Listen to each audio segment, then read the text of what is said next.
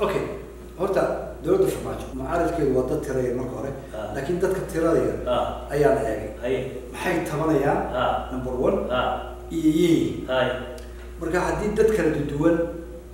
ay yihiin waxa la oran karaa mucaarad dawladnimada mucaarad uu yahay weey waxaan jib horta hal jib baa tabanaya in Soomaalidu wararsanta marka hal reer iyo hal jib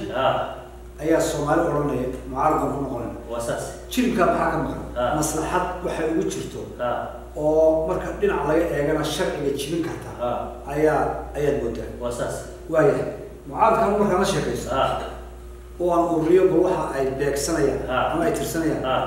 wiil la xidhay wiilaflay wiilka waa loo siday wiil baa wasiir toogtay ama kama haw toogto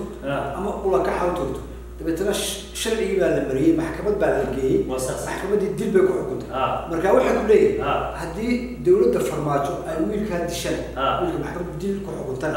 ay dishan mucaarad baa ku nahay dawladda hadii wiilka la badbaadiyana محافظ بارنا بركة دتك عين كأنسة وحكم مكان and فرماج وسوي دتك تقولين والله ما عندنا مدير كراه الشرع بعد دتك يدير كراه أما حر كراه مركا الشرع يتشاج كل حيل هذا إن له هو جانس والله لا الشرع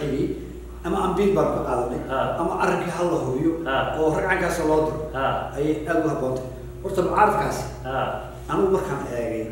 حتى تشوين بعد كم مرة ما نبى أي شيء تربيه وين